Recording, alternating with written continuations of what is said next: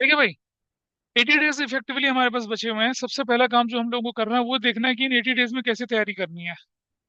There are two ways of preparation. सुन लो बेटा आप बात को। वैसे मैं हर जगह बोल रहा हूँ, स्कूल में भी यही बोल रहा हूँ, मंडे वेडनेसडे वाले बैच में बोला तो आपको भी बोल रहा हूँ, आई am telling it final time. तैयारी करने के दो तरीके होते हैं, एक होता है सिलेबस स्पेसिफिक प्रिपरेशन, एक होती है एग्जाम स्पेसिफिक प्रिपरेशन। जब तक बोर्ड की डेट शीट नहीं आती है तब तक हमारे पास बहुत बहुत टाइम होता है।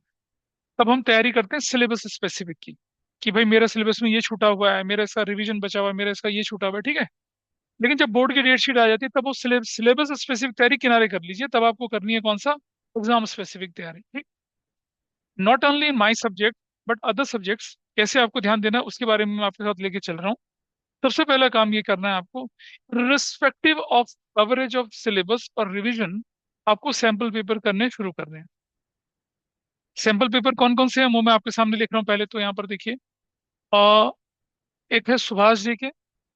सुभाष जी के सैंपल पेपर हर सब्जेक्ट में है, नंबर वन में। फिर मेरे पास मैं बोलूँ तो डीके गोयल का भी सैंपल पेपर दिखेगा आपको, नंबर तीन में। You will see S C Sharma, इसका भी सैंपल पेपर दिखेगा आपको, नंबर चार में। टुगेदर विद का, टुगेदर विद का एक ईएडी आता है, इजी एवरेज एंड डिफिकल्ट वाला, वो भी दिखेगा आपको। नंबर पाँच पर आपको एक और दिखेगा टीएस ग्रेवाल का। टीएस ग्रेवाल का एग्जाम हैंडबुक आती है, मतलब वो भी सैंपल पेपर की आती है। इतनी किताबें दिखती हैं। फिर अरिहंत ओसवाल को मत लेना, वो रिलायबल नहीं होते हैं।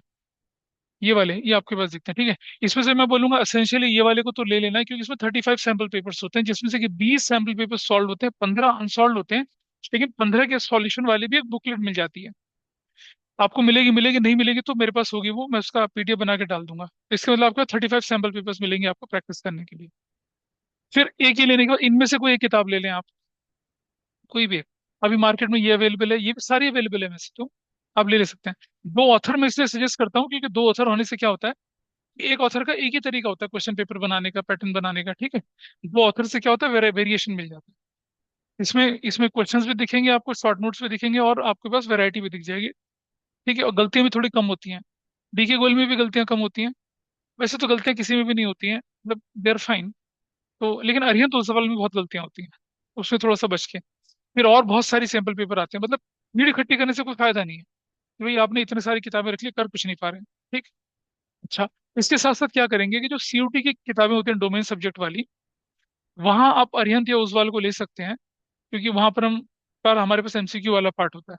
आप देखेंगे अगर आप अमेजन पे जाएंगे तो आपको दिख जाएंगी, मतलब जैसे ओसवाल के पांचों सब्जेक्ट की दिख जाएंगी आपको, मतलब कॉमर्स डोमेन की सारी किताबें एक साथ मिल जाएंगी आपको। एक सेट ले लीजिएगा आप उसका। अब आपको क्या करना है, लाइक मैंने आपके साथ इश्यू ऑफ शेयर्स पढ़ाया, ठीक है। इश्यू ऑफ शेयर्स आपने पढ़ना है। और इश्यू ऑफ शेयर्स जो होता है उसका एक एक मैं बताऊंगा आपको, एक ना अरिहंत की किताब आती है जो कि प्रीवियस ईयर के पेपर्स की बुक होती है। मैं देखूंगा मिलेगी, आई जस्ट फाइंड आउट कौन सी वाली होती है। उसमें क्या होता है कि चैप्टर वाइज क्वेश्चन हैं प्रीवियस ईयर के बने हुए, ठीक। हाँ, टुगेदर वालों की भी है। हाँ, अच्छा हाँ, वो टुगेदर वालों का फिर, टुगेदर अरिहंत में नहीं, टुगेदर के अंदर है वो शायद। अरिहंत में भी होता है, एनीवे जो भी था, पर गलतियां बड़ी, सबसे बड़ी परेशानी है ना गलतियां होती हैं, ये बड़ा दिक्कत पड़ जाती है। तो चलो कोई बात नहीं, रिवीजन तो मैं कराऊंगा साथ साथ। तो आपको क्या करना है फिर, अब आपके पास ये आ गया, ये सैंपल पेपर्स आपके सामने आ चुके हैं, ठीक है। पहला काम तो आपको दो सैंपल पेपर ऑर्डर कर लेने हैं आज ही, पास की दुकान से जाइए खरीद लाइए। पहला कंपलसरी, बाकी आप इनमें से कोई भी खरीद सकते हैं, that will not be a problem, ठीक है। चलो, अब एक काम क्या करना है आपको, आपको सैंपल पेपर तो करने हैं, लेकिन सॉल्व वाले करने हैं, अनसॉल्व वाले नहीं करने अभी। अनसॉल्व वाले करना आप जाके जब फरवरी की में जाके, जब फरवरी की जो बिगिनिंग वाला टाइम होता है तब करना, अभी तो आपको सॉल्व वाले करने हैं। उसका फायदा क्या होता है कि आप अभी सॉल्व वाला क्वेश्चन कर रहे हैं, and when you stuck some point of time, आप घर पे कर रहे हैं, यहाँ कर रहे हैं, यहाँ कर रहे हैं, तो मैं बता दूंगा घर पे कर रहे हैं, आप अटक गए मान लो। फिर क्या होगा कि आपके सोल्यूशन नहीं है, फिर आप ढूंढते फिरोगे सोल्यूशन उनके। वो that is a time taking process, और डेविएशन होता है और टाइम खराब होता है। सॉल्व वाले को करा, उसका सोल्यूशन चेक करा, अपनी गलतियां ढूंढी, उन गलतियों को देख लिया। उसके बाद क्या करा, उसके बाद फिर अगला सैंपल पेपर कर लिया।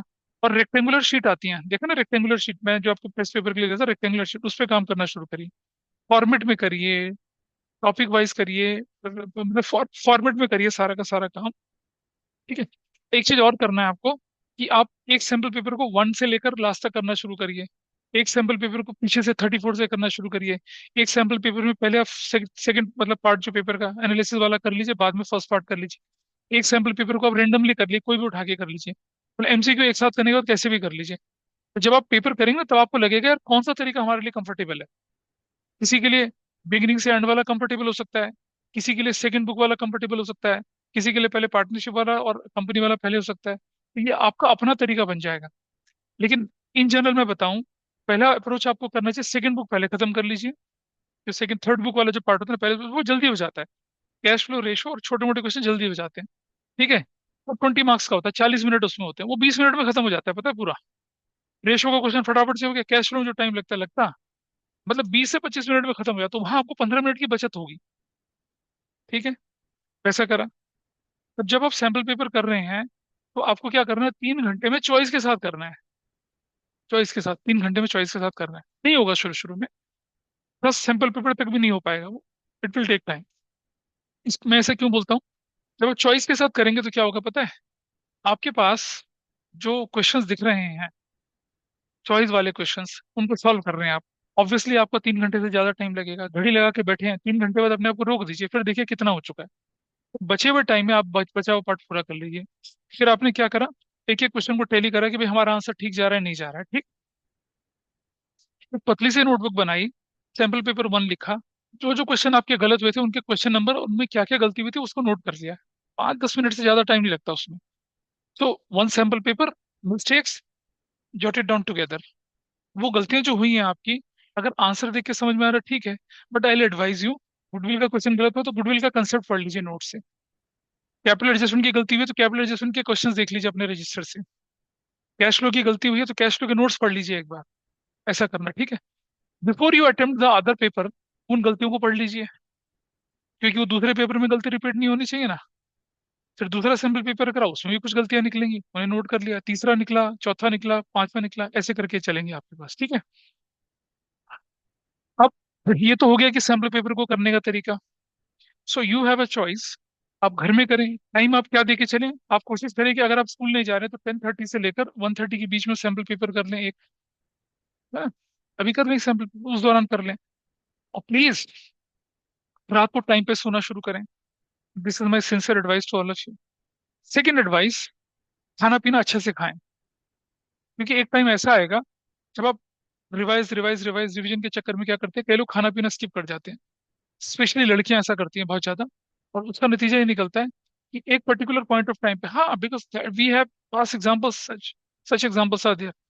आपका दिमाग ना आपके शरीर के कंट्रोल में नहीं रहेगा।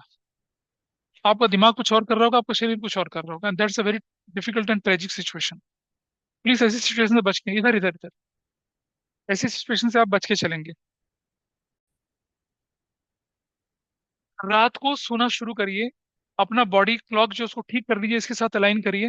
वरना क्या होने वाला है एग्जाम में, 10:30 बजे जब आप पेपर लिखना शुरू करेंगे, आपको नींद के झोंके आ रहे होंगे।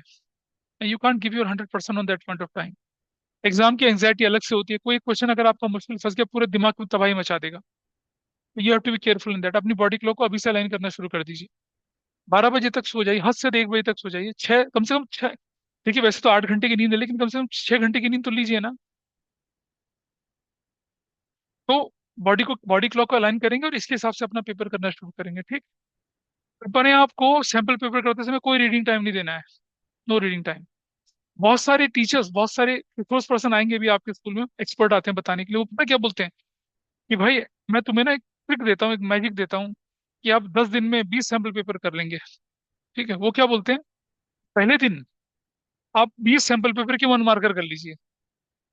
दूसरे दिन फिर आप 3 मार्कर क्वेश्चन कर लीजिए। तीसरे दिन, हाँ ठीक है, ऐसे करके आप 15 सैंपल पेपर इंटू 30 कर लूँ मैं, तो 15 3 45 और 60, 510 क्वेश्चन आप कर लेंगे। और चॉइस के क्वेश्चन भी मिला लूँ मैं अगर, तो करीब 600 क्वेश्चन कर लेंगे आप लोग। ठीक है। तो भाई 600 क्वेश्चन कर लेंगे जब आप, पर कंबाइंड पेपर की फील तो है ही नहीं ना आपके पास। ठीक है। और फिर इंप्रूवमेंट का चांस कहाँ है, वो तब करना चाहिए जब आपने बिल्कुल भी सैंपल पेपर नहीं कर रखे और फरवरी आ गई है। लेकिन हम तो अभी से शुरू कर रहे हैं ना।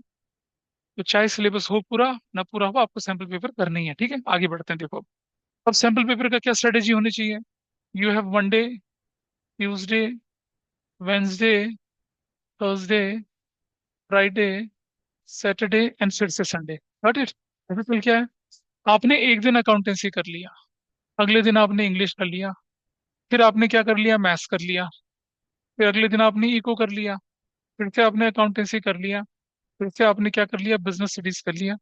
ठीक है, और फिर आपने क्या कर लिया, मैथ्स कर लिया।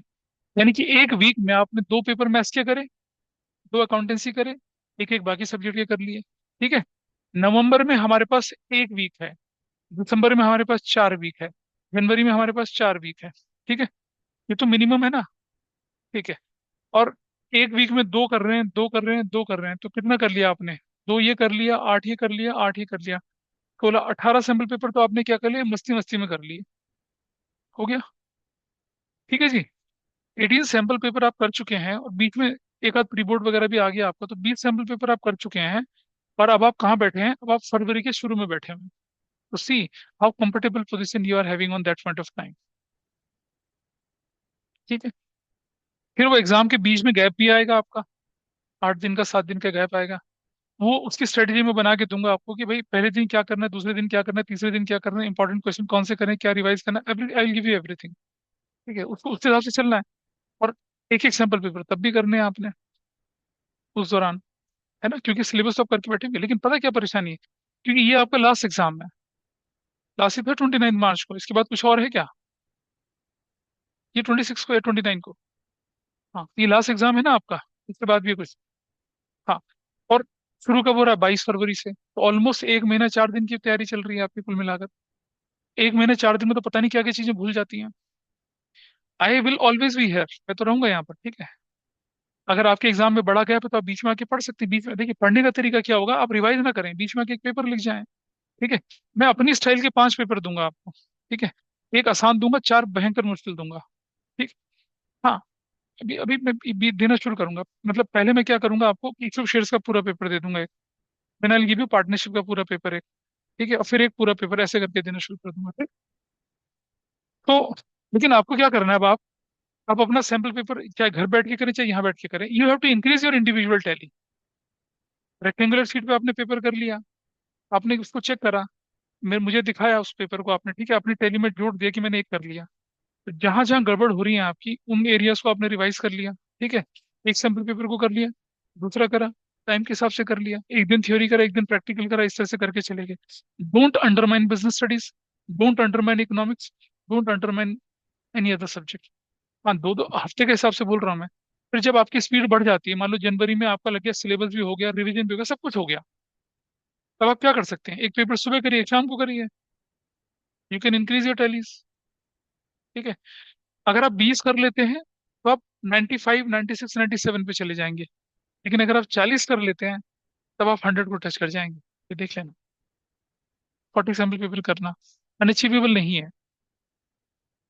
लेकिन तरीका वही करने का बनेगा कि पहले एक पेपर करा, अपनी गलती रिवाइज करी, फिर अगले को उठाया, फिर गलती रिवाइज करी, फिर अगले को उठाया, फिर ऐसे करते चले गए। ठीक है, never ever download anything from net. पता चला नेट से पेपर उठा के डाउनलोड करके कर रहे हैं, वो बहुत खराब होते हैं, कोई स्टैंडर्ड नहीं होता। सीबीएसई का सैंपल पेपर होता है, पुराने सिलेबस का होगा, आप उठा के करने बैठोगे, कई सारी चीजें आपको एनपीओ की दिखेंगी, आपको रिडम्पशन ऑफ डिबेंचर की दिख जाएंगे, आप बोलेंगे ये कहाँ से आ गया। तो जो 3 घंटे का रिदम है वो खराब हो गया ना। प्रिंटेड बुक्स हैं, मैं इनका एजेंट नहीं हूँ। ठीक है, I have nothing to do with them. आप अपना करिए, उनको खरीदिए और उनके हिसाब से करना शुरू करिए। ठीक है, लेकिन अपने शेड्यूल को मत बिगाड़िए। फिर से बोल रहा हूँ, दिल पर पत्थर रख करके, भाई सर मेरा सिलेबस तो हुआ ही नहीं पूरा, अरे कोई फर्क नहीं पड़ता, इट विल ग्रेज। मैंने बोला, now you have to move from syllabus specific to exam specific preparation, आपने उस पर चलना है। और एग्जाम स्पेसिफिक कहते हैं कि आपको सैम्पल पेपर करना है, along with sample paper you have to cover up your syllabus. अच्छा, मेरी रूटीन क्लास में तो मैं इशू ऑफ शेयर अभी रिवाइज करूंगा, इशू ऑफ डिवेंचर रिवाइज करूंगा, फिर पार्टनरशिप पे चला जाऊंगा। पार्टनरशिप में पहले मैं डिसोल्यूशन रिवाइज करूंगा, फिर मैं रिवर्स करना शुरू कर दूंगा। ठीक है, then I start from fundamental, फिर डिसोल्यूशन इंडिपेंडेंट होता है वो हो जाएगा। ठीक। फिर कोई बच्चा है जिसको मान लो लग रहा है कि कैश फ्लो छूटा हुआ है, किसी का रेशियो छूटा हुआ है, किसी का मान लो कॉमन सेंस कंपैरेटिव छूटा है, किसी का मान लो डिवेंचर छूटा हुआ है, किसी के डिसोल्यूशन में परेशानी है, तो वो ट्यूजडे थर्सडे के दिन जो टाइम होता है 6 बजे के बाद वाला, वहां आके कर लें। Third fourth Saturday fourth Sunday जो होता है उस दिन आप मेरे साथ बैठ के कर लें, मुझे बता दें, I have no problem to come and sit with you. ऐसी भी कोई परेशानी नहीं। आपको कोई टॉपिक स्क्रैच से करना है, वो बता दें, मेरे साथ बैठ के कर लें। ठीक है जी। आपको लगता है कि आप इंडिपेंडेंटली पढ़ाई नहीं कर सकते, तो मैं आपको एक शेड्यूल बना के दूं, मैं वो बना के दे दूंगा कि भाई इस दिन ये कर, इस दिन ये कर, इस दिन ये कर, आपके हिसाब से। जैसे मैंने उसके लिए आज बनाया था उसके हिसाब से, क्योंकि फर्स्ट टर्म के एग्जाम में भी कुछ लोगों को बना के दिया था मैंने, तुम लोगों को शायद ध्यान होगा, बना के दिया था, किसी का दिया था मैंने बना के, उसके हिसाब से दिया था। उनके मतलब as per your capability, as per your capacity वैसा बना के दे सकते हैं कि भाई तुम 15 दिन का टारगेट लेके चलो कि मुझे पूरा सिलेबस रिवाइज करना है, कैसे रिवाइज करना है वैसा करके। किसी के पुराने टॉपिक छूटे हैं वो मेरे से बैठ के कर सकता है पूरा, लेकिन आना पड़ेगा ना आपको उसके लिए। Now instead of looking at recordings, ठीक है, अगर आप घर में बैठे रिकॉर्डिंग्स देख लीजिए, अगर आप यहाँ बैठे तो मेरे साथ बैठ के कर लीजिए, ज्यादा बेटर। मैं एक टाइम पे 4 तरह के टॉपिक लेके चल सकता हूँ। somebody sitting on that table they are doing cash flow, somebody sitting on that table they are doing issue of dividend, somebody sitting here in this corner they are doing fundamental, somebody sitting here doing goodwill। मैं एक बार में 4 लोगों को cater कर सकता हूँ, कोई परेशानी नहीं है। सो लेकिन कोशिश करिए कि दिसंबर के महीने तक, अब सिर्फ जनवरी तक अपना सारा बैकलॉग पूरा कर लें, क्योंकि फरवरी ना हवा में उड़ जाती है। फरवरी में आपके प्रैक्टिकल्स होते हैं। आज हमारा अकाउंटेंसी का प्रैक्टिकल, आज हमारा इको का प्रैक्टिकल, आज हमारा मैथ्स का है, आज हमारा इंग्लिश का, ये सब चलता है। तो चीजें बहुत हौच पौच चलती हैं। तो इसीलिए जनवरी 31 तक you should be free with all backlog, all revision, and with what 18 sample papers. बस यू फील कंफर्टेबल। फिर आपको जो पढ़ना है वो सीबीएसई और सीयूटी के मिला के हो जाएगा। मैंने बोला ना, एक किताब आप उसकी भी ले लेना किसी की भी, तो उसमें क्या होता है कि चैप्टर वाइज एमसीक्यूज बने हुए हैं। डीके गोयल की एक अच्छी किताब है, डीके गोयल की बुक, इसमें डीके गोयल की बुक आती है, वो ज्यादा ऑथेंटिक है। वो शायद मेरे पास सॉफ्ट कॉपी भी पड़ी हुई है, मैं दे दूंगा, लेकिन हार्ड कॉपी खरीद लीजिए। डीके डीके गोयल की किताब आती है मोटी सी, जिसमें सीयूटी के क्वेश्चंस हैं, चैप्टर वाइज हैं। एक अभी कर लेना, और जब बोर्ड के एग्जाम खत्म हो जाएंगे तब कर लेना। और as far as revision is concerned, वो मैं सीयूटी स्पेसिफिक करवाऊंगा आपको अब, क्योंकि आपके बोर्ड के पेपर में जो है केस बेस्ड क्वेश्चन बहुत आने हैं, तो मैं केस बेस्ड क्वेश्चन लेके चलूंगा आपके सामने खूब सारे। ठीक है। और छोटे छोटे क्वेश्चंस की ट्रिक जो होती है वो भी बताऊंगा, कि भाई टाइम बिना मतलब बिना टाइम लगाए आपको छोटे क्वेश्चंस कैसे सॉल्व करने हैं, इशू शेयर्स में कैसे करने हैं, इशू डिवेंचर में कैसे करने हैं। ठीक है। जैसे आप लोगों के प्री बोर्ड में क्वेश्चन आया था, उस इशू शेयर्स का क्वेश्चन आया था ना, वो अच्छा क्वेश्चन है, बिल्कुल पता कुछ भी नहीं उसके अंदर। हाँ, सैम्पल पेपर का लेकिन करा नहीं, सैम्पल पेपर डाला था ग्रुप में लेकिन पढ़ के नहीं गए। ठीक है। और पहली बार मैं in fact when I start revision I take that question first, उसी को लेके चलूंगा सबसे पहले। मैंने स्कूल की क्लास में उसको करवाया था। और कुछ नहीं यार, 5 मिनट का काम है उसको पढ़ना, लेकिन आना चाहिए एक बार, अगर एक बार एक्सपोजर हो रखा है तो केस बेस्ड क्वेश्चंस मैंने करने हैं हर चैप्टर में। ठीक है।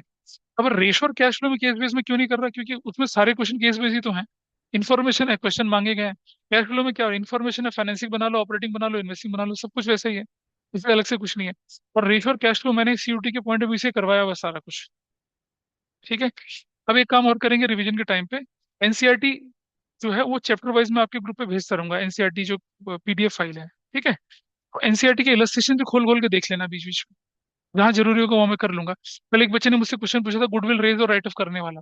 गुडविल रेज और राइट ऑफ करना सीबीएसई के सिलेबस में नहीं, लेकिन सीयूटी में है, तो I take that question also with you.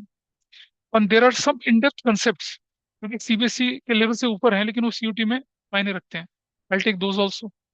और तो इसीलिए मैं क्या करता हूँ कि जब रिवीजन क्लास लेता हूँ ना, तो जैसे कोई बच्चा मुझे पास आता है कि नहीं सर अब हम रिवीजन ज्वाइन करना चाहते हैं आपके, फिर मैं उसे लेता नहीं हूँ, क्योंकि मुझे पता है वो रिवीजन क्लास में फिर वो उसका कॉन्फिडेंस खराब हो जाएगा सारा। So I don't take people at the last. ठीक है। हाँ, कुछ बच्चे ऐसे होते हैं जिन्होंने वाकई तैयारी कर रखी होती है, वो अपने आप को ब्रशअप करना चाहते हैं, उनके साथ हो जाता है ऐसे। लेकिन जनरली आई डोंट टेक, क्योंकि वो फिर डिमोरलाइज फील करेंगे अपने आप को। ये देख लिया आप लोगों ने, 3 घंटे में करना है, फॉर्मेट के साथ करना है, लाइन लगा के करना है, नरेशन लिख के करना है। Got it. जब आप 18 से 20 सैंपल पेपर आप करते हैं, पूरा फॉर्मेट में करते हैं, 3 घंटे में कोशिश करते हैं, 5 सैंपल पेपर के बाद ही जब आप बिना फॉर्मेट के करोगे ना, आपको अजीब सा लगेगा कि अरे मैं क्या कर रहा हूँ। वो आदत बन जाती है आपकी। एन एग्जाम में बिलीव मी, अगर आप इस तरह से चलते हैं, आपका बोर्ड पे का पेपर 2 और 30 मिनट से 2 और 40 मिनट में 100% खत्म हो जाना है। ये मैं बोल रहा हूँ आपसे, होगा खत्म आपका, क्योंकि यू हैव सफिशिएंट प्रैक्टिस। ठीक है। और फिर मैं बोल रहा हूँ आपसे, कुछ लोग क्या कहते हैं कि सर ने तो बोल दिया चलो, लेकिन उनके अंदर की आवाज जो होती है वो कहती है कि नहीं बेटा पहले सिलेबस पूरा कर ले फिर करना सैंपल पेपर। उस अंदर की आवाज का गला घोट के किसी गड्ढे में दबा दीजिए। It is not going to help you out. It is going to ruin your possibilities to score good marks in board exam. Please understand. This is my past experience. I'm telling it to you. Syllabus revise होता रहेगा. It will gradually happen. ठीक है. Syllabus revise करना और exam पास करना दोनों अलग अलग स्किल हैं. दोनों अलग अलग टारगेट हैं. ठीक है. अब आपके लिए टारगेट जो इंपॉर्टेंट है वो एग्जाम में स्कोर करना. ठीक. तो एग्जाम स्कोर करने के तरीके से चलेंगे और सप्लीमेंट करेंगे रिवीजन के साथ साथ. बस. ठीक है. अच्छा. तो ये सब्जेक्ट स्पेसिफिक हो गया. ऐसा कर लिया आपने. ठीक है. जब आप बाद में चलेंगे तो you can increase the number of sample papers also. इससे रिलेटेड किसी के मन में कोई शंका हो तो मुझे बताइए कि नहीं सर, हमने ऐसा सोचा था वैसा हो गया. ठीक है. अच्छा. A strategy which you adopt in business studies that might not hold true in economics, that might hold not true in maths or in accountancy. मैं तो अपने सब्जेक्ट की बात कर रहा हूँ यहाँ पर.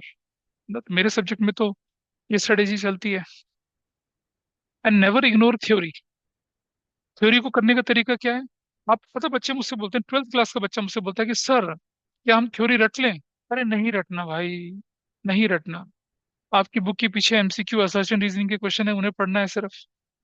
आपने पढ़ा, आंसर क्लिक हुआ, टिक कर दिया. टिक कर दिया, टिक कर दिया, बाद में उसके आंसर टैली कर लिए. बस खत्म. तो थ्योरी को एक बार पढ़ते हैं आप. मैंने कितने सारे गवर्नमेंट एग्जाम्स दिए और बहुत सारे एग्जाम्स में मैं पास भी हुआ, मेरी सरकारी नौकरी भी लगी, लेकिन मैंने ज्वाइन नहीं करी. ठीक है. तो आई हैव एन एक्सपीरियंस. अब सरकारी नौकरी का सिलेबस तो बहुत वाइड होता है भाई. तो क्या तुम याद करते फिरोगे? नहीं. हम क्या करते थे कि अपने नोट्स थे या टेक्स्ट बुक होती थी, उनको लिया, 15-15 दिन में उन्हें रिवाइज करते रहते थे. बस सिर्फ दोबारा पढ़ लेते थे. याद नहीं करते थे. अब सीयूटी का पेपर तो एमसीक्यू बेस्ड है. अब अगर आपने कोई ऑप्शन पढ़ रखा है तो वो तो क्लिक हो जाएगा तुरंत से. ठीक है. अब यहाँ सीबीएसई के पेपर में जो थ्योरी है वो ऐसे नहीं आ रही है कि ब्रीफली एक्सप्लेन 5 फंक्शंस ऑफ ये वो, ऐसा नहीं आ रहा है. एमसीक्यू बेस्ड आ रही है.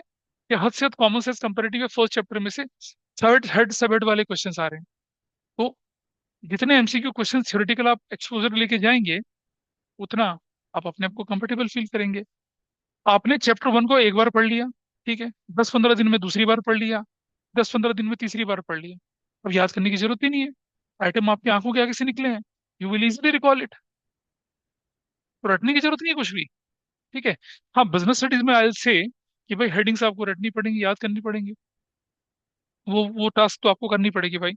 बट उसके अंदर का content, there is no need कि उसका अंदर का कंटेंट भी एनसीईआरटी रिलेटेड हो. कोई दिक्कत नहीं. हेडिंग होनी चाहिए, हेडिंग से रिलेटेड कंटेंट होना चाहिए. डन. इससे ज्यादा कुछ नहीं है उसके अंदर. ठीक है. अच्छा. So this is fine year. एक और चीज था जो मैं आपके साथ शेयर कर रहा हूँ अभी, कि अगर आपको लगता है कि इंग्लिश एग्जाम कब है आपका? हाँ. 11 मार्च को. और इंग्लिश एग्जाम में गैप कितना है?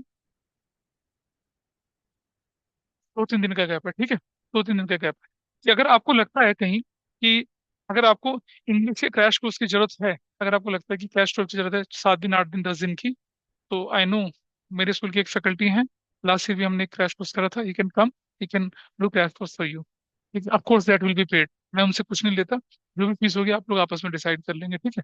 सो 10 दिन का, 12 दिन का, 15 दिन का, जो भी होता है, as per suitable timing, it will not clash with our classes.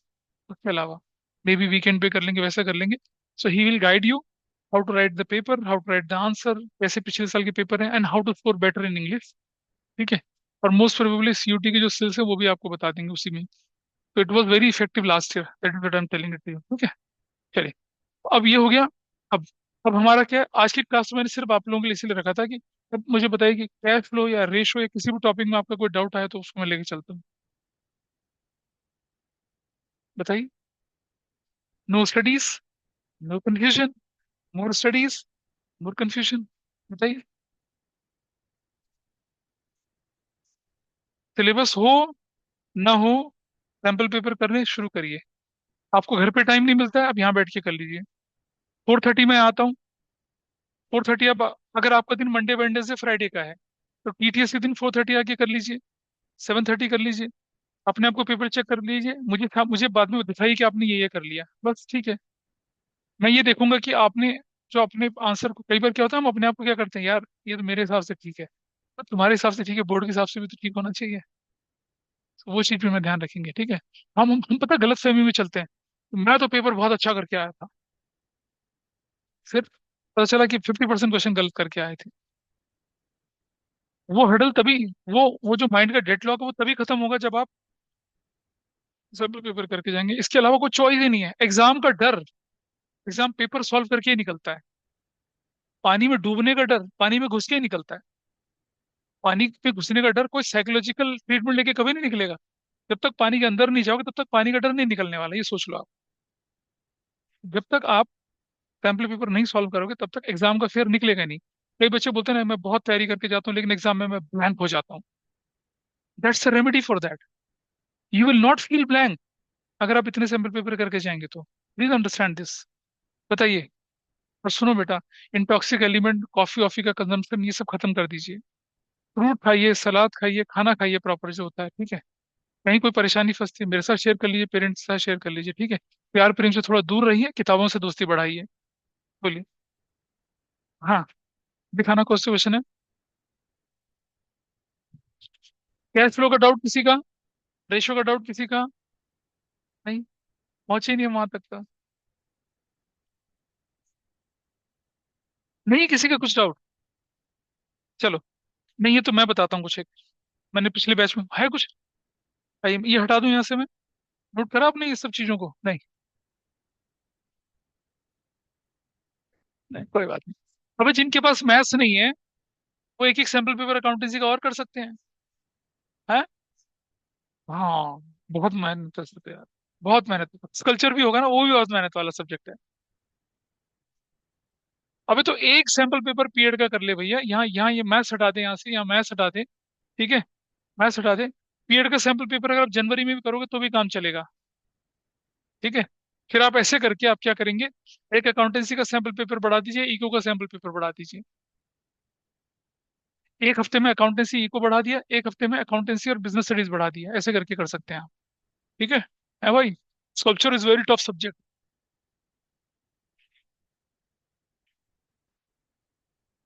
चलिए, जरा देखिए कैश फ्लो स्टेटमेंट में एक होता है। 31 मार्च 2023 है, 31 मार्च 2024 है। और यहाँ लिखा हुआ है क्या, करंट असेट्स। यहाँ लिखा है करंट इन्वेस्टमेंट्स। यहाँ लिखा है 2 लाख, यहाँ लिखा है 1 लाख। और यहाँ लिखा है क्या, कैश एंड, यहाँ लिखा है इन्वेंटरीज 80,000 की और 1 लाख की। और यहाँ लिखा है क्या,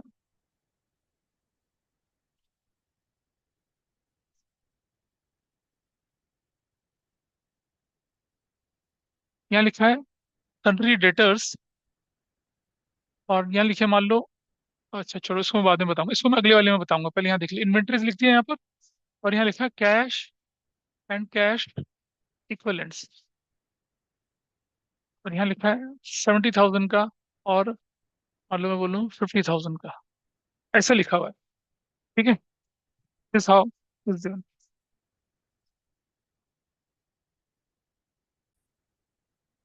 तो आपके पास क्या दे रखा है, अगर कुछ नहीं बोला हुआ, कुछ भी नहीं बोला हुआ, ठीक है। मेरे पास एक एडजस्टमेंट लिखिए, मेरे पास एडजस्टमेंट लिखा है क्या, 60% of the current investments are cash and cash equivalents, ऐसे लिखा हुआ है। ठीक। तो मैं क्या करता हूँ, मेरा कैश फ्लो स्टेटमेंट ऐसे होता है यहाँ पर बना हुआ। सपोज मेरा एक कैश फ्लो स्टेटमेंट है। मैंने यहाँ क्या लिखा था, इस जगह पे, इस जगह पे मैंने लिखा, ये वैल्यू लिखी मैंने यहाँ पर कुछ, लिखा मैंने क्या, net increase in cash and cash equivalent during the current year. मैंने ये लिख दिया, जो वैल्यू बनती है ये वाली वैल्यू, यही तो बनती है ना। पॉजिटिव होगा तो इंक्रीज, नेगेटिव होगा तो क्या होगा, डिक्रीज। प्लस में क्या करता हूँ यहाँ पर, opening cash and cash equivalents करता हूँ। Opening cash and cash equivalents करता हूँ, ठीक। इसमें लिखता हूँ मैं क्या, करंट इन्वेस्टमेंट्स। ठीक। क्या कह रहा है क्वेश्चन में, भाई ये करंट इन्वेस्टमेंट दो तरह के हैं। 60% वाला पार्ट क्या आपके पास है, 1,20,000। और जो बचा हुआ पार्ट कितना है, वो 80,000 है। 40% वाला पार्ट है वो क्या है, 80,000। Is that okay with everybody. ये करंट इन्वेस्टमेंट की भी दो कैटेगरी बन गई। 60% वाला पार्ट कितना हो गया, 60,000 हो गया। 40% वाला पार्ट कितना हो गया, 40,000 हो गया, यही हो गया। क्वेश्चन क्या कह रहा है आपसे, 60% of the current investment is cash and cash equivalent. तो अगर मेरे पास क्वेश्चन रूटीन होता, नॉर्मल क्वेश्चन होता, तो मैं क्या करता। देखो पहले मैं नॉर्मल क्वेश्चन के हिसाब से बता रहा हूँ, नॉर्मल क्वेश्चन में मैं क्या करता, I write opening cash and cash equivalent 1 lakh, और कैश एंड कैश इक्विवेलेंट क्या लिखता मैं यहाँ पर, 50,000। इसका टोटल करके लिखता मैं 1,50,000। डन। फिर मैं चला आता क्या लिख के, closing cash and cash equivalents, closing cash and cash equivalents. फिर क्या लिखता, current investments, current investments, current investment की वैल्यू कितनी लिखता, 2 लाख। और कैश एंड कैश इक्विवेलेंट कितना लिखता, कैश एंड कैश इक्विवेलेंट्स कितना लिखता मैं यहाँ पर, 70,000। और यहाँ 2,70,000, ये मेरी वैल्यू आ जाती, ऐसे में लिखता। This is how I right. अगर ये लाइन ना होती नीचे वाली तो, लेकिन जब ये नीचे वाली लाइन आएगी तब मैं क्या करूंगा। वो कह रहा है कि कैश एंड कैश इक्विवेलेंट में ये जो इन्वेस्टमेंट है मेरा करंट इन्वेस्टमेंट, सिर्फ ये कैश एंड कैश इक्विवेलेंट है, तो मैं ओपनिंग में कितना लिखूंगा, ओपनिंग में कैश एंड कैश इक्विवेलेंट कितना लिखूंगा मैं, 60,000 लिखूंगा। ये वैल्यू कितनी हो जाएगी मेरी, 110। Closing cash and cash equivalent कितना लिखूंगा मैं, 1,20,000। ठीक है। और ये वैल्यू मेरी कितनी हो जाएगी, 70। तो कितना हो जाएगा मेरी वैल्यू है, 190। तब मेरा आंसर ये बनेगा। और जो बच गया, और 40, पहले कितना 40, अब कितना हो गया 80, कितना बढ़ गया, 40,000। ये क्या कहलाएगा, इन्वेस्टिंग का आउटफ्लो। क्या कहलाएगा, इन्वेस्टिंग आउटफ्लो। जो बचा हुआ पार्ट है तो मैं लिखूंगा क्या, इन्वेस्टिंग एक्टिविटीज, इन्वेस्टिंग एक्टिविटीज जो होंगी मेरी, उसके अंदर क्या लिखूंगा मैं, minus purchase of current investments, कितने की, 40,000 की। I put that in bracket, ऐसे करके लिख दूंगा। समझ पाए।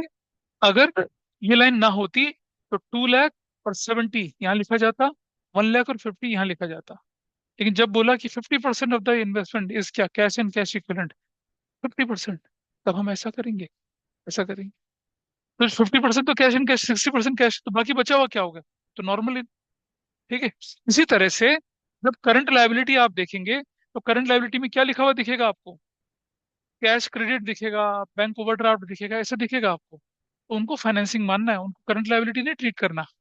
आप अपना नोट्स देखेंगे, नोट्स में फाइनेंसिंग नोट्स खोलिए एक बार, कैश फ्लो के जरा, कैश फ्लो के नोट्स खोलिए एक बार जरा, और फाइनेंसिंग एक्टिविटी देखिए।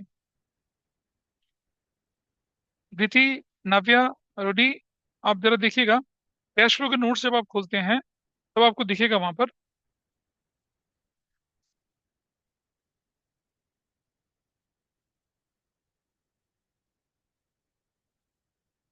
और एक मॉडिफिकेशन कैश फ्लो के नोट्स में मैं बताऊंगा आपको, वो अभी थोड़ा सा मेरे से रिवाइज होने में गलती हो गई।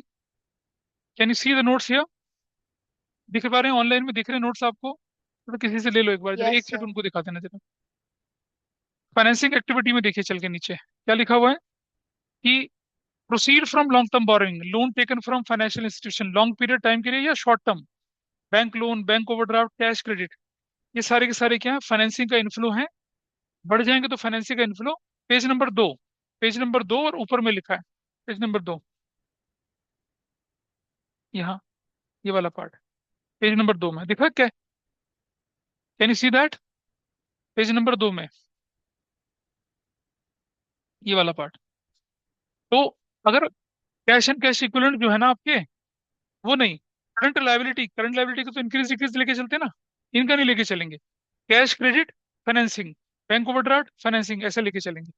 Is that okay, this is fine. अच्छा, एक और चीज है, I think this concept is okay. ये कहीं किसी सैंपल पेपर में आपको कहीं डूबता हुआ छुपा सा कंसेप्ट आपको दिख जाएगा, जो कि अक्सर तंग करता है आप लोगों को। उससे बचने के लिए हम लोग ये बात बोल रहे हैं आपसे, ठीक है। अच्छा,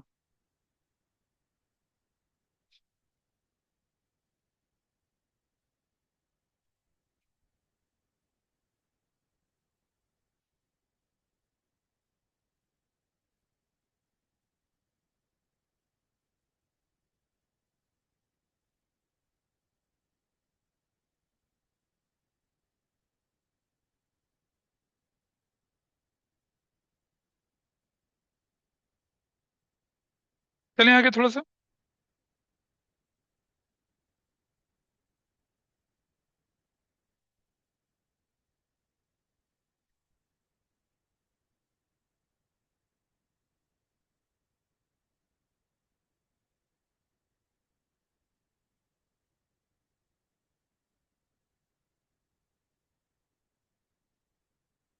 चलिए बोले आगे। अब आप देखिएगा क्या करना है आपने यहाँ पर। सो आपने लिख लिया, ये वाला पार्ट तो हो गया। चलो मैं एक और चीज बता रहा हूँ आपको, अपने नोट्स देखिए एक बार फटाफट से। नोट्स में एक छोटी सी चीज जो है वो थोड़ा सा गड़बड़ हो गई थी उसमें। I am just taking with you.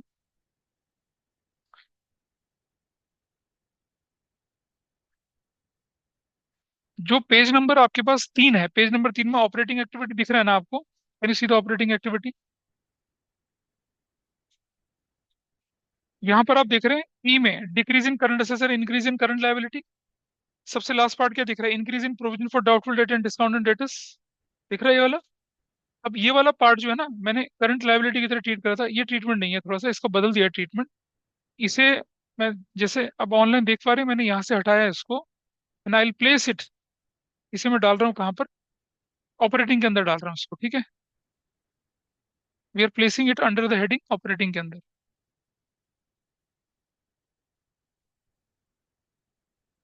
कैसे, वो मैं दिखा रहा हूँ आपको अभी।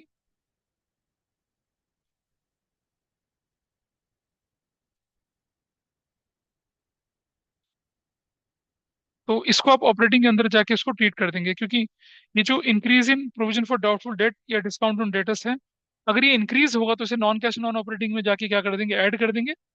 और अगर डिक्रीज होगा तो क्या करेंगे भाई इसे? क्या करेंगे? डिक्रीज क्या करेंगे? वहां से माइनस करेंगे? कहाँ से माइनस करेंगे बताइए? कहाँ से माइनस करेंगे इसको सर? हाँ जी। हाँ जी। तो यहाँ से डिक्रीज जो है, डिक्रीज वाला पार्ट, ये वाला पार्ट यहाँ से उठाइएगा, और यहाँ से हटा के कहाँ डाल देना है इसको? नॉन कैश नॉन ऑपरेटिंग वाले में से इसको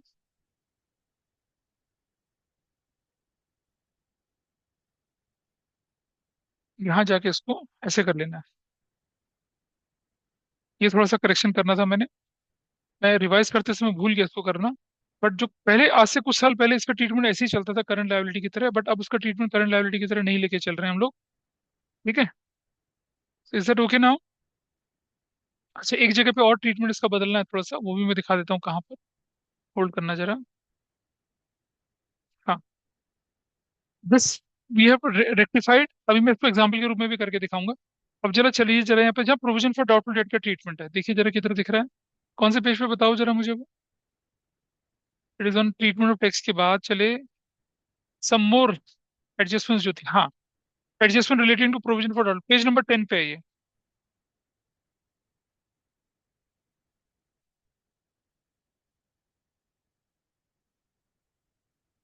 दिख रहा है आपको? केस ए और केस बी दिख रहा है आपको? Can you see that? Operating activity में दिख रहा है। ऐड करेंगे क्या?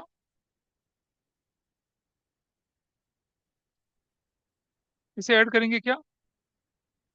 नॉन कैश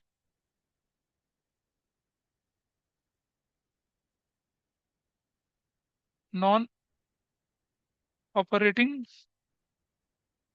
पेमेंट्स की तरह उसके अंदर से ऐड करेंगे इसको, increase in provision for doubtful debt. जहाँ लिखा ना treating as a current liability, इसे हटा दीजिए, ट्रीटिंग एज करंट लाइबिलिटी यहाँ से हटा देना। It will not be treated as a current liability, it will be treated as an non cash non operating expense की कैटेगरी, उस तरह से ट्रीट करना है इसको, ठीक है? Is it fine? भाई दो जगह जाना ना इसको, मैं करके दिखा रहा हूँ। आप यहाँ क्या किया मैंने वो मैं दिखा रहा हूँ करके। चलिए देखिए कैसे।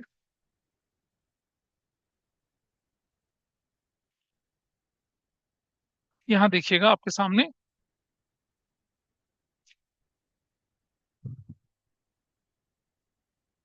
ये मेरे पास नोट्स अकाउंट्स है सपोज। मेरे पास दे रखा 31 मार्च 23, और ये दिस इज 5 लाख और दिस इज 4 लाख। क्या लिखा हुआ है? Sundry debtors, sundry debtors minus provision for doubtful debts, this is 50,000, this is 40,000, ऐसे लिखा हुआ है माइनस माइनस करके। 450, और कितना लिखा हुआ है? 360। अब कुछ चतुर बच्चे क्या करते हैं, और ये क्या लिखा हुआ है? ट्रेड रिसीवेबल, ये मतलब ये सन्ड्री डेटर्स करके, वो क्या करते हैं, इसका इसका कंपैरिजन ले लेते हैं। ये नहीं लेना आपने, कुछ हमें ग्रॉस वैल्यू लेके चलनी है। क्या लेके चलनी? ग्रॉस। ये इंक्रीज क्या हुआ? What happened here? Increase in what? Current liability. तो हम क्या करेंगे? हम लिख रहे हैं net profit before tax and extra ordinary items, हमने लिखा। हमने लिखा ऑपरेटिंग एक्टिविटीज के अंदर चले गए, ऐसे चले गए, ठीक है। हमने क्या कर दिया, plus plus non cash non operating payments लिखा ऐसे करके। और और इधर क्या लिखा, ये सब करने के बाद थोड़ा नीचे जाके हमने क्या किया इधर, operating profit before working capital changes होता है ना, वर्किंग कैपिटल चेंजेस, उसमें प्लस क्या करते हैं, ये हमारा प्लस क्या करते हैं हम लोग, इंक्रीज, प्लस क्या करते हैं हम लोग, decrease in current assets and increase in current liability, ऐसे करते हैं, ठीक है।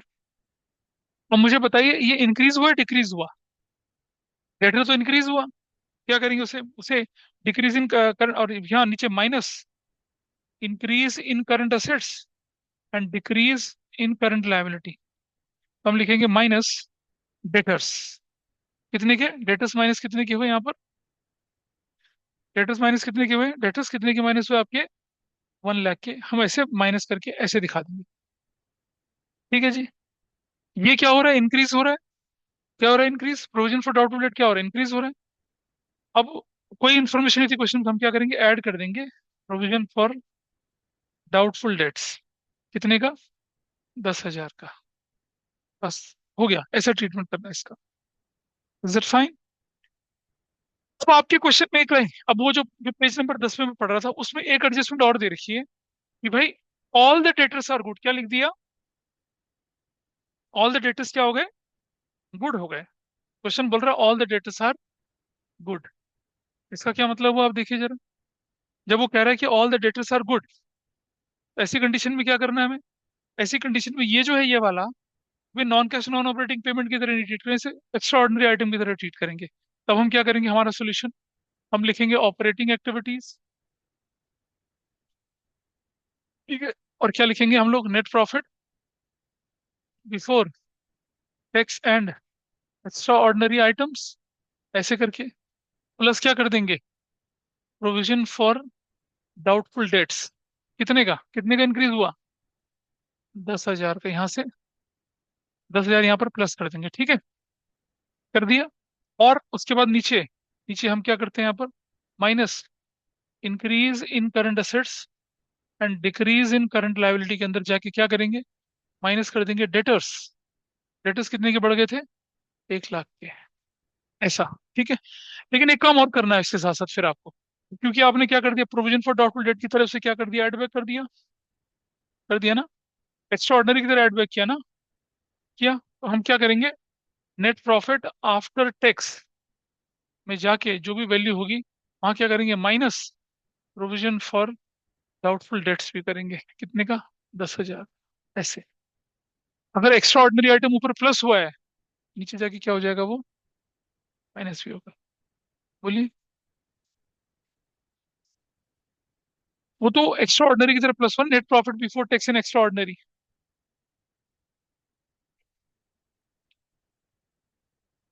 कौन सा, हाँ प्रॉफिट से निकल के गया ना, प्रॉफिट से निकला था ये, एड बैक कर दिया, ठीक है। लेकिन इसे तो निकला हुआ ही रहना है ना, भाई एक बात समझो, प्रोविजन फॉर टैक्स होता है, आप एड बैक करते हो, ऑपरेटिंग एक्टिविटी है, और उससे नीचे माइनस करके उसके इफेक्ट को नलीफाई करते हो। प्रोविजन बनाना भी तो ऑपरेटिंग एक्टिविटी है डाउटफुल डेट के लिए, ठीक है। तो हम क्या कर रहे हैं, हम ऊपर ऐड कर रहे हैं और नीचे जाके क्या कर रहे हैं, माइनस करके उसके इफेक्ट को नलीफाई कर रहे हैं, ऐसा कर रहे हैं। ये कब होगा, जब वो बोले क्या, if all the debtors are good, क्या बोलेंगे जब all the debtors are good. अब जरा नोट्स को देखिए एक बार, जरा वही पेज नंबर 10 पे चलिए फटाफट से एक बार, just go, if all the debtors are good, extraordinary की तरह क्या कर दिया हम लोगों ने, ऑपरेटिंग में से ऐड कर दिया, ठीक है। और माइनस भी करना है नीचे, नीचे माइनस भी करना है, वहां लिखना पड़ेगा ये वाली चीज, वो चीज लिखी नहीं है, लेस भी करेंगे इसको, कंट्रोल सी करके नीचे,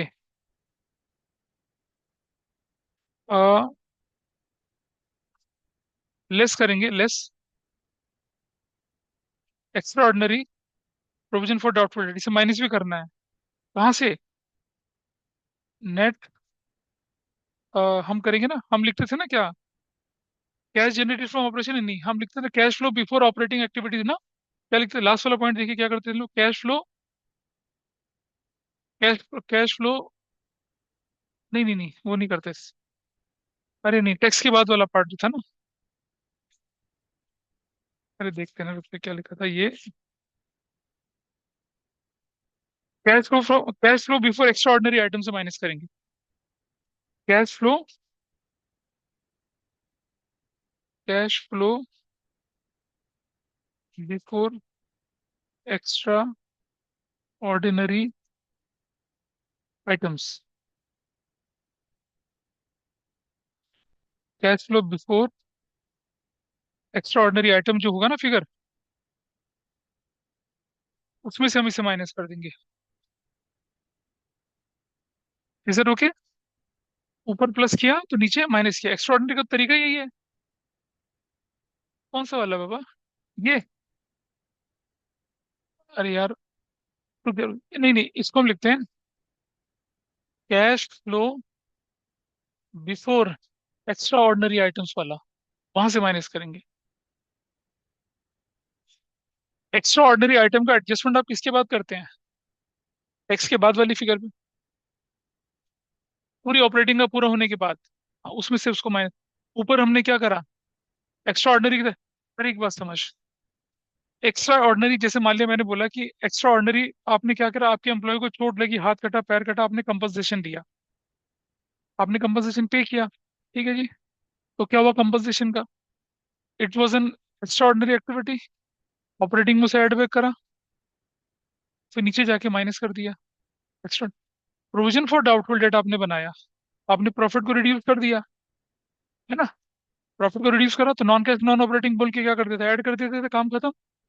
लेकिन जब हमने उसे बोला कि भाई प्रोविजन फॉर डाउटफुल डेट हमारे लिए क्या हुआ, एक्स्ट्रा ऑर्डिनरी आइटम बन गया, एक्स्ट्रा ऑर्डिनरी का मतलब प्रॉफिट में उसे ऐड बैक करा, लेकिन है तो ऑपरेटिंग, नीचे फिर नीचे जाके उसको माइनस करके उस इफेक्ट को नलीफाई किया।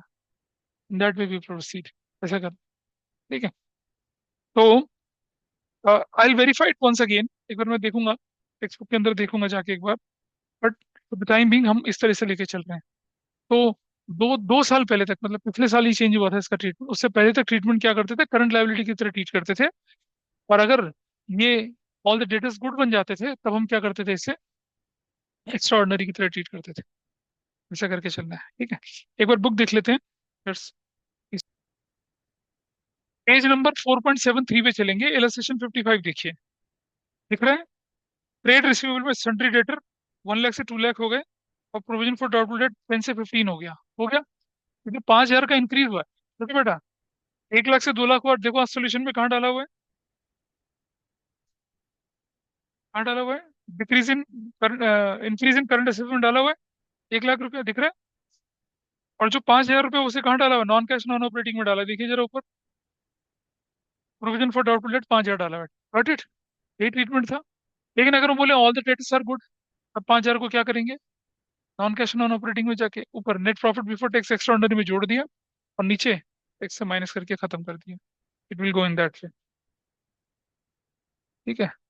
All the debt is good का, आप लोग एक बार देखना, मैं ढूंढ नहीं पा रहा हूँ बुक के अंदर, all the debt is good का ट्रीटमेंट है, किसी न किसी क्वेश्चन में तो है ही है, all the debtors are good, और एक जगह लिखा भी था all the debtors are good, तो ये एक्स्ट्रा ऑर्डिनरी बन जाता है, और एक्स्ट्रा ऑर्डिनरी बनने के बाद,